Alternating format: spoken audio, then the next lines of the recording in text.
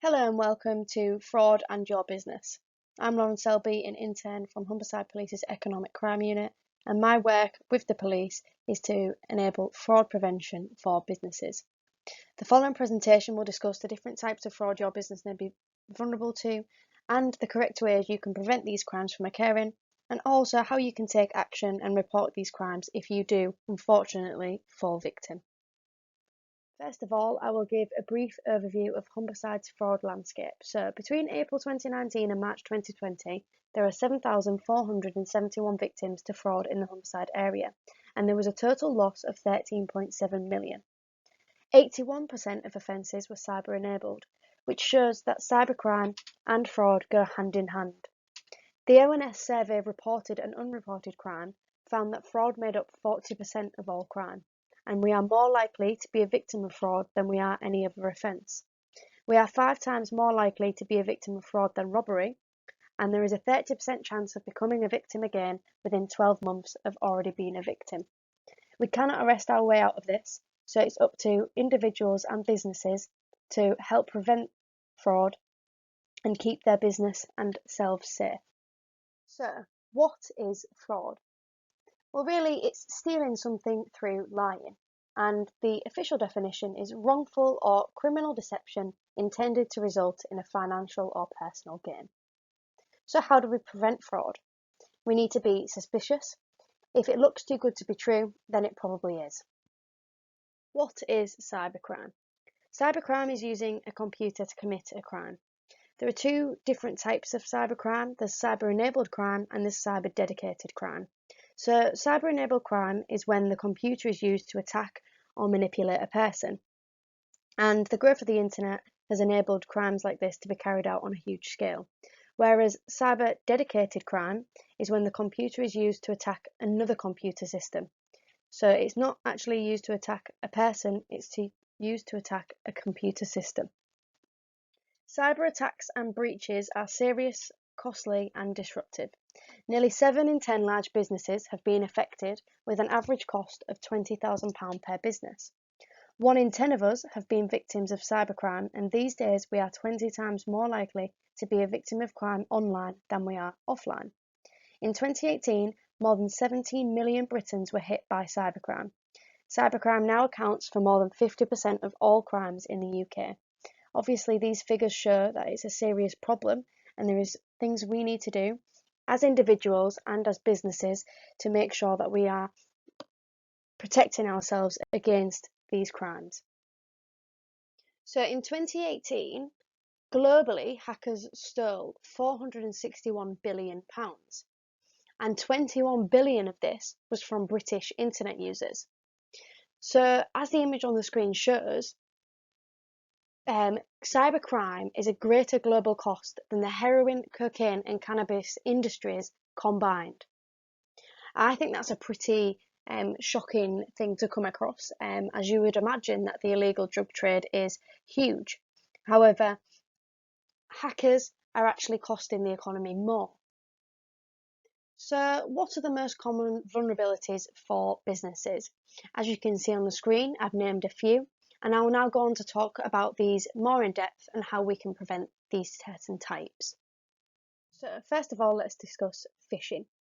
Phishing is a technique used by hackers to gain access to a computer system or network by targeting the human user with an email.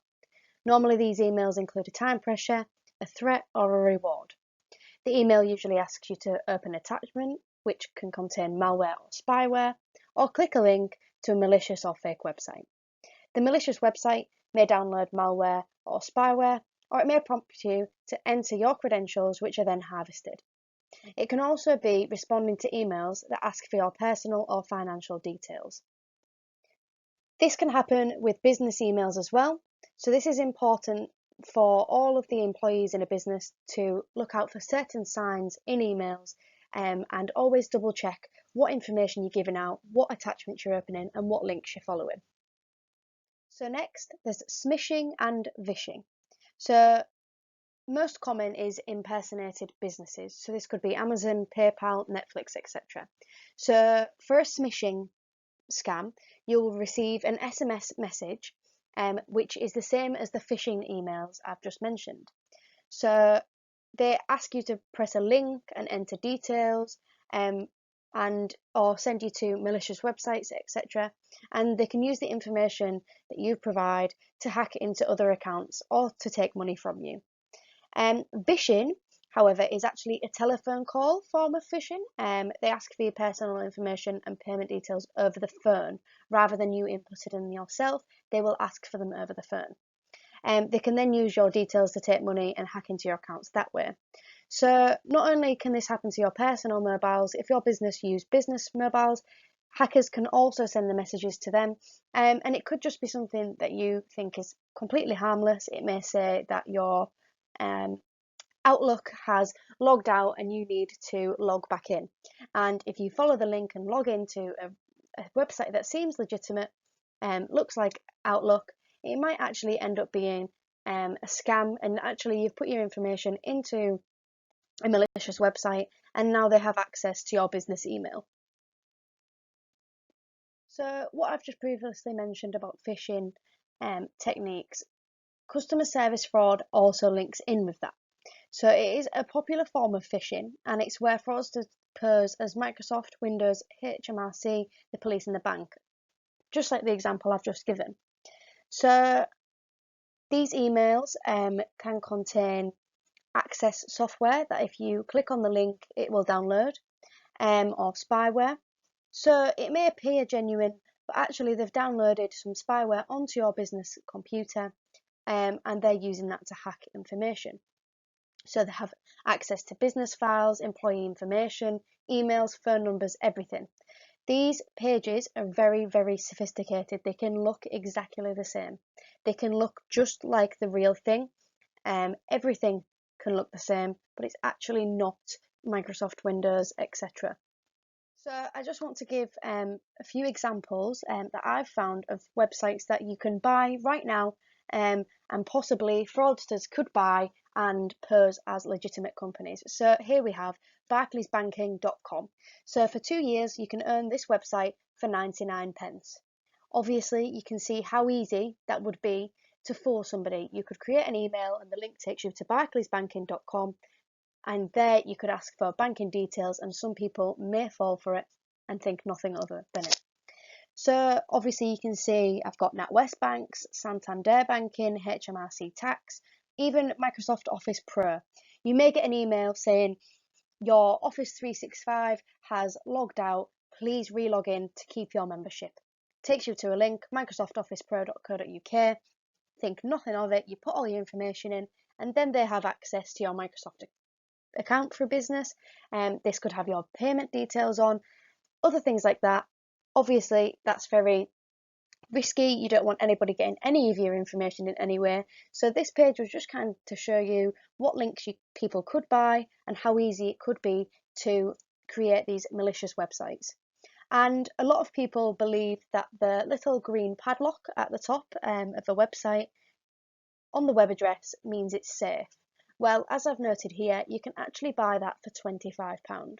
So if I was a hacker, I could choose one of these website names. So I could buy microsoftofficepro.co.uk for 1p for 2 years, and I could buy a green padlock for £25, and it will come up as a secure website for payments.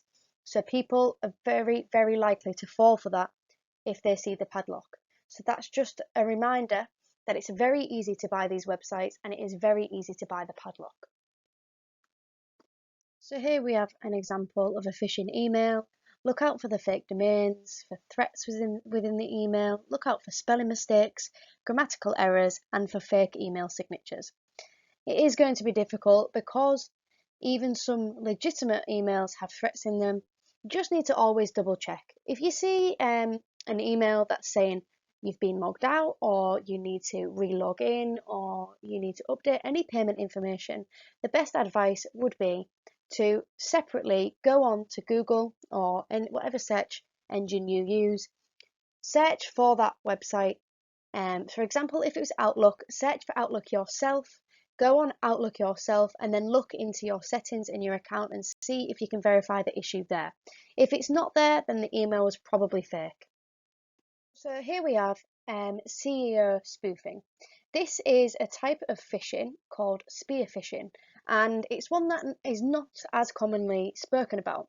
So what this is an email from someone posing as a company's CEO or other senior members of staff. So you will know who these people are within your business, and it would just be like any other email, and you would receive an email from them or that you believe is from them, and it may ask you to do something, give some information, make a urgent payment outside of normal procedures, but because it is from the CEO or from senior members of staff, you may fall for it. So fraudsters can hack into senior figures' email accounts through other means of phishing. So the previous examples that I've given, they could get into those emails via those. This can be made easier for fraudsters if they can gather information about your organisation and relevant people via social engineering techniques. So this could be through LinkedIn. They could look and see Stephen Smith is the owner of this company.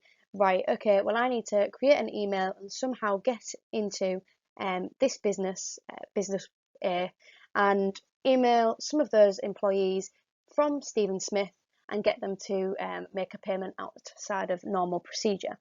You may think that you probably wouldn't fall for it, but actually these emails can be pretty convincing. So it can also, some of these emails can also be followed by a call.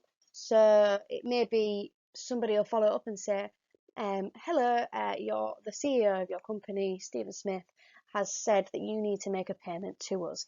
He's asked for it to be urgently done. Would you be able to provide these details? And obviously, if you've got an email from him and then a phone call from the company, it may seem like it adds up and that it's legitimate. So all of these phishing techniques can end up with ransomware attacks. So ransomware attacks are when the files on your computer are encrypted and it makes them unreadable. So this could be done via the phishing email, the smishing, the whatever. So basically what happens is the ransomware is downloaded onto your device through an email attachment, onto your website, through old software with not the right security, weak passwords. And what the ransomware does, it locks down the system until the ransom is paid to the hackers. So it's not always as straightforward as paying it and it being unlocked though. A lot of people lose all of their data. And that is shown on this diagram. So the diagram on the screen right now shows you the percentages of what people did and whether they lost their data or whether their data was recovered. The percentage of victimised organisations that paid the associated ransom rose considerably this year. Sorry, that was 2019, from 38.7% to 45%. So it's increasing the amount of people that are paying the ransom. We recommend that you do not pay the ransom because there's no success guaranteed. There is no point paying for something that in the end may just lose your data anyway. What we do suggest is using a cloud backup service to keep your business files safe, but to check that it is uploading regularly and to go with a reputable company who has well-known good reviews for keeping your data safe. But at the end of the day, even on cloud backup services, it isn't always 100% guaranteed safety because again, you could get an email from this cloud backup service or that you believe is the cloud backup service, and actually it could be hackers as well. So finally, the last type of fraud that links in is invoice and mandate fraud. It's one of the most common types of fraud, and it's when a criminal purports to be a person or a company who you've made payments to in the past, and they get you to change your direct debit or standing order, however you might pay, whether that be bank transfer, and they rely heavily on emails. So how these fraudsters do it is they discover the existence of business connections. So your business and, for example, your stationery supplier.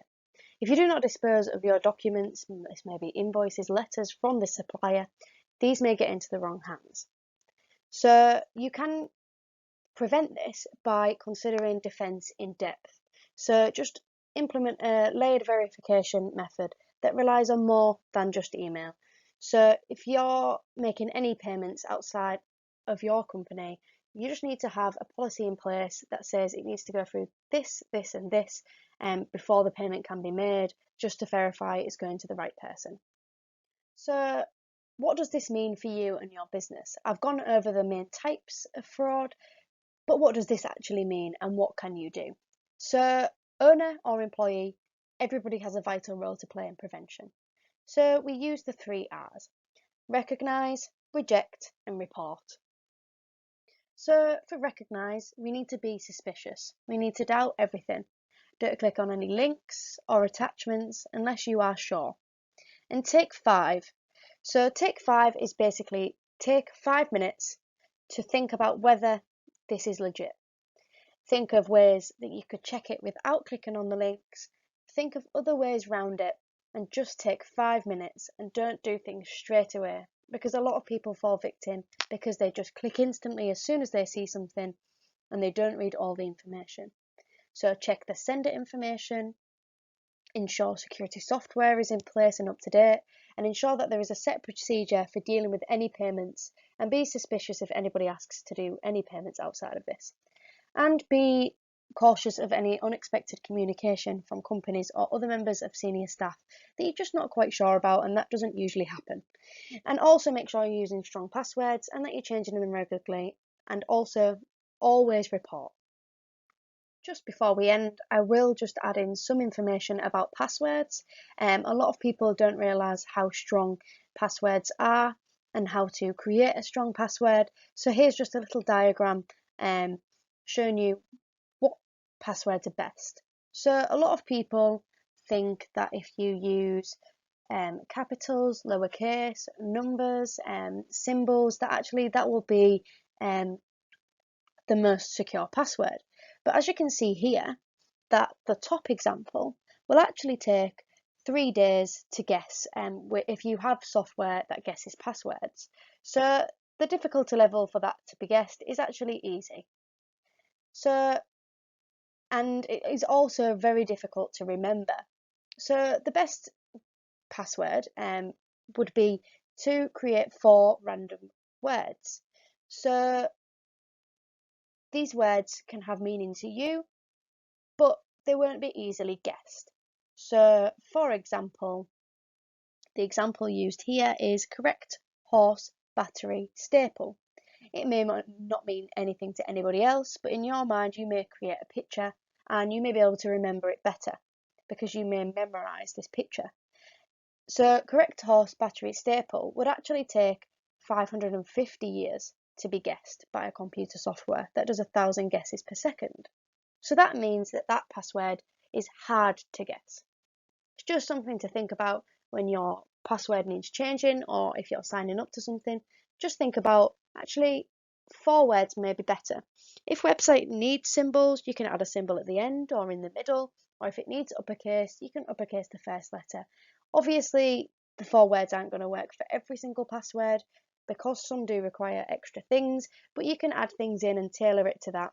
And if you add a number at the end or a symbol or a capital letter, it will still be strong. So here we have just some password cracking times to have a look at.